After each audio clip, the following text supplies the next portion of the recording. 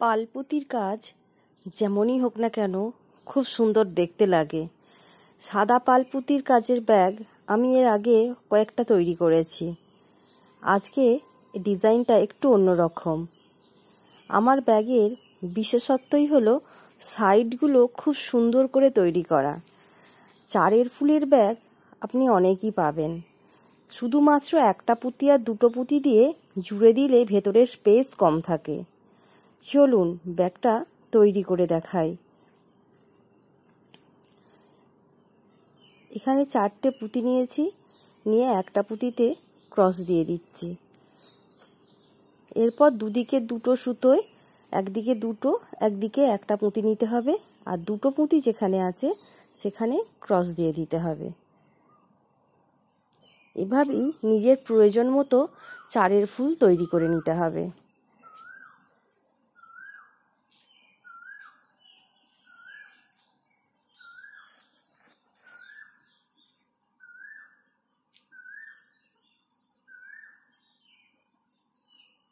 চারের ফুল তৈরি করা খুবই সোজা। প্রথম যারা ব্যাগ তৈরি করতে শেখে তারা প্রত্যেকেই চারের ফুল দিয়েই ব্যাগ তৈরি করা শেখে।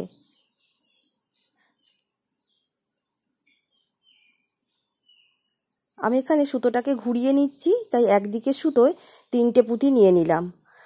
আবারও আমি সামনের দিকে সুতোটাকে ঘুরিয়ে নেব, তাই এখানে আবারও বাঁ হাতের সুতোয় তিনটে পুঁতি নিয়ে নিয়েছি।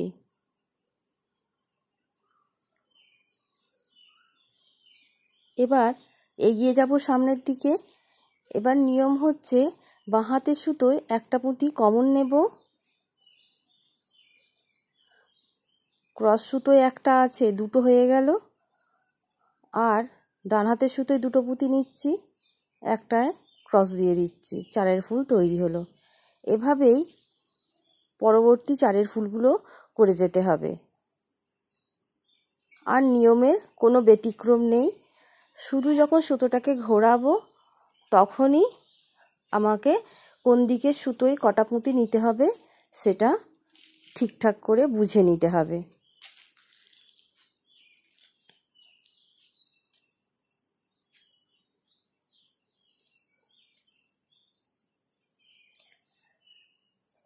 আবারও আমি সুতোটাকে ঘোরাবো। বাঁ হাতের সুতোয় এবার আমি দুটো পুঁতি নেব। এতক্ষণ ডান হাতের সুতোয় দুটো পুঁতি নিচ্ছিলাম।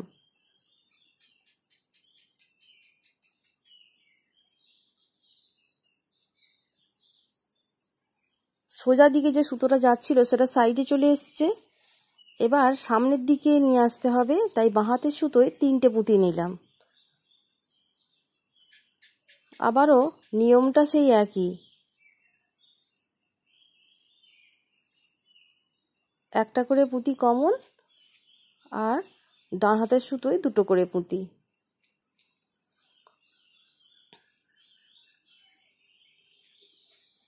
এই চারের ফুলের নিয়মটা শিখে নিলেই বিভিন্ন ডিজাইন তৈরি করা যায়।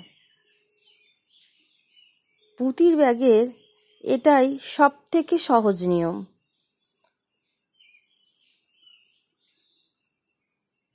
দেখুন সুতোগুলো যতবার ঘোরাচ্ছি ততবার ওই একই নিয়ম আছে, তাই আর এটা বারবার দেখিয়ে দিচ্ছি না, আমি পুরোটা তৈরি করে নিচ্ছি।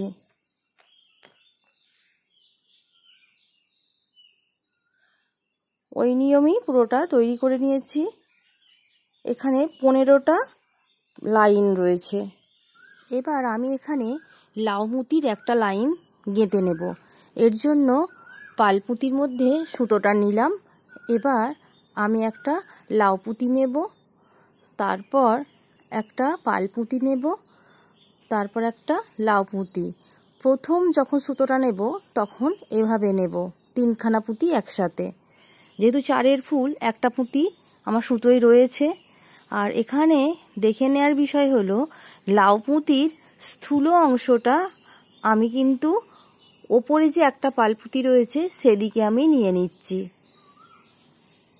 এখানে দেখুন লাউ পুঁতির স্থূল অংশটা ওপরের দিকে রয়েছে, আর সরু অংশটা অপেক্ষাকৃত নিচের দিকে রয়েছে। এভাবেই আমি পুরো লাইনটা গেঁথে নেব। এটাও কিন্তু চারের ফুলই তৈরি হচ্ছে, শুধু পালপুঁতির বদলে একটা লাউ পুঁতি নেওয়া হয়েছে।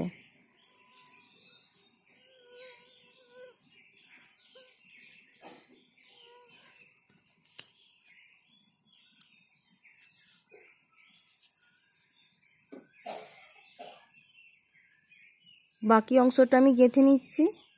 এবার অপোজিট দিকটাও এই রকম তৈরি করে নেব।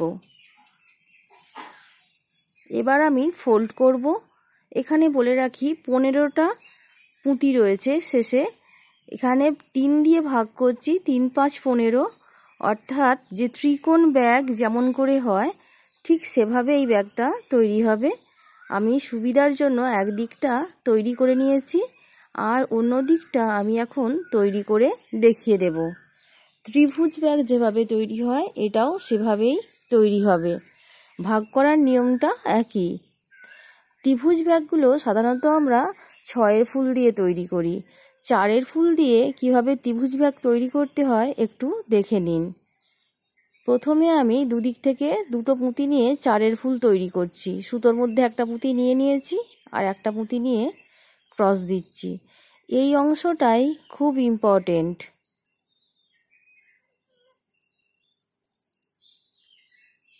কী করে ত্রিভুজ ব্যাগ তৈরি করতে হয় 4 ফুলের সেটা একটু দেখে নিন। এবার আমি দুদিক থেকে দুটো পুঁতি সুতোয় কমন নিচ্ছি। এবার আমি 5 ফুল তৈরি করব।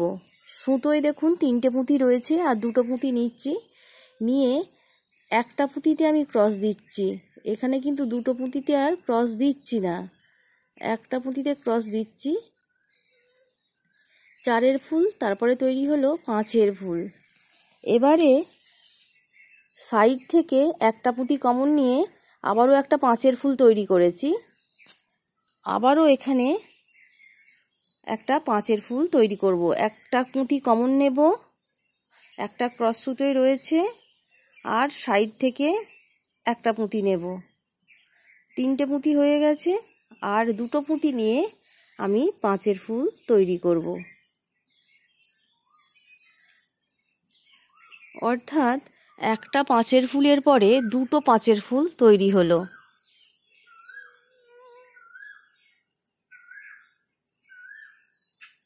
দেখুন, একটা 5 ফুলের পরে দুটো 5 ফুল তৈরি হলো, অর্থাৎ সামনে আমি 4টে পুঁতি পেয়ে গেলাম। এবার আমি এখানে একটা 4 ফুল তৈরি করছি। সাইড থেকে একটা কমন নিয়েছি, একটা ক্রস সুতোয় ছিল, দুটো পুঁতি নিয়ে 4 ফুল তৈরি হলো। এবার আমি এখানে এক কমন আবারও একটা 5 ফুল তৈরি করব। আমার মাথায় রাখতে হবে আমি 5টা করে পুঁতিতে ভাগ করেছি, অর্থাৎ 5টা লাইন হবে, এবং শেষে 5টা পুঁতি থাকলে তবেই লাইনটা ঠিকঠাক করে জোড়া যাবে। এই জায়গাটাই হিসেবটা একটু বুঝে নেওয়ার। এখানে আমি একটা 5 ফুল তৈরি করে নিলাম, শেষে যাতে 5টা পুঁতি পাওয়া যায়।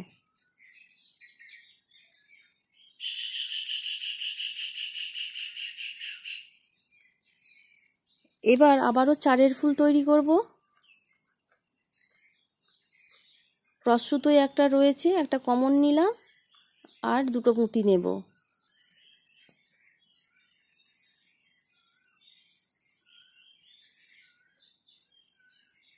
এভাবেই আপনাকে পুরো সাইডটা তৈরি করে নিতে হবে। একটা করে রোতে 4 ফুলের মাঝে একটা 5 ফুল করে নিতে হবে, তাহলেই পুঁতিগুলো একটা একটা করে বাড়তে থাকবে এবং কাজের অসুবিধা হবে না। আবারও একটা 4 ফুল তৈরি হচ্ছে। এবার দেখুন, শেষের অংশে আমি 5টা পুঁতি পেয়ে গেছি।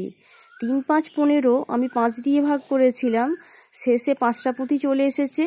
এবার শেষের লাইনটা 5টা 4 ফুল হলেই হয়ে যাবে। এবার এখানে কোন অংশ তৈরি হচ্ছে, এক্ষেত্রে সাইড থেকে দুটো পুঁতি আমি একসাথে কমন নেব।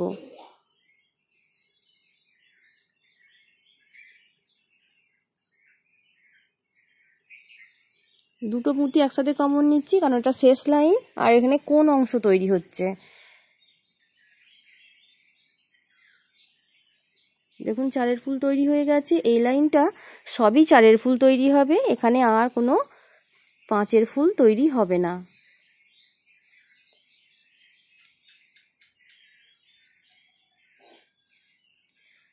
দুদিক থেকে দুটো করে পুঁতি কমন নিতে হবে, ক্রস সুতোই একটা পাওয়া যাবে, আর একটা পুঁতি নিয়ে ক্রস দিলেই চারের ফুলগুলো এখানে তৈরি হয়ে যাবে।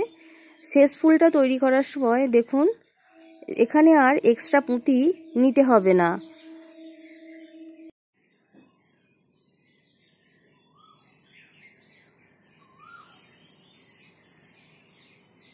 এরপরে দেখুন আরও একটা যেখানে ফুল তৈরি হবে, অথচ পুঁতিটা আর আমার নিতে হচ্ছে না। এখানে আমি সুতোটা পুঁতির মধ্যে নিয়ে নিচ্ছি, তাহলেই কিন্তু এখানে কাজটা হয়ে যাবে।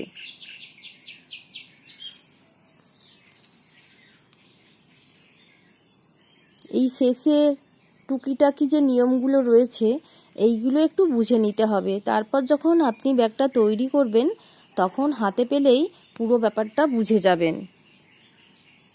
এখানে আমি আর কোনো পুঁতি নিইনি, এই অংশে এসে আমি গিঁট দিয়ে দিচ্ছি, শুধু পুঁতির মধ্যে সুতোগুলো নিয়ে নিলাম। প্রত্যেকবার এটাই নিয়ম, দুদিকে সাইড যখন জুড়বো শেষ রোতে এসে আর পুঁতি নিতে হয় না।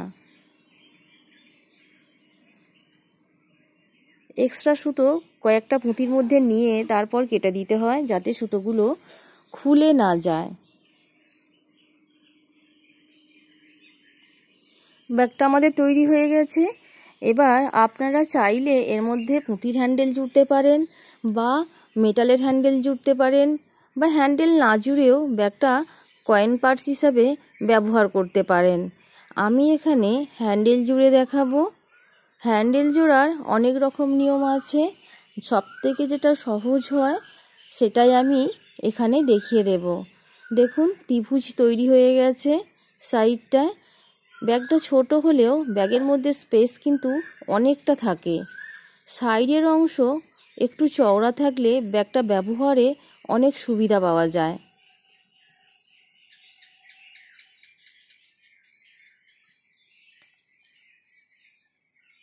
দেখুন হ্যান্ডেলটা আমি কিভাবে জুড়ছি। পুরো ব্যাগটা আমি তৈরি করেছি 60 mm সুতো দিয়ে। হ্যান্ডেলটাও 60 mm ডবল সুতো দিয়ে তৈরি করছি।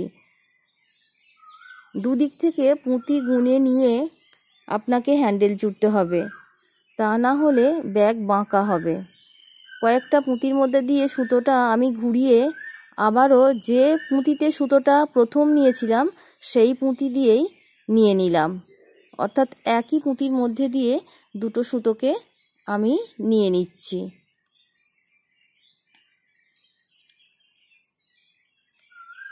এবার এখানে একটা পাল পুঁতি দিচ্ছি, এরপর লাউ পুঁতি দিয়ে দেব। এখানে বলে রাখি, আপনি কি সাইজের পুঁতি দিয়ে হ্যান্ডেল জুড়বেন বা কি কালারের পুঁতি দিয়ে জুড়বেন সেটা সম্পূর্ণ আপনার ইচ্ছে মতো। যে পুঁতির আপনি কাজ করেছেন সেই পুঁতি দিয়েই হ্যান্ডেল জুড়তে হবে এমন বিষয়টা নয়।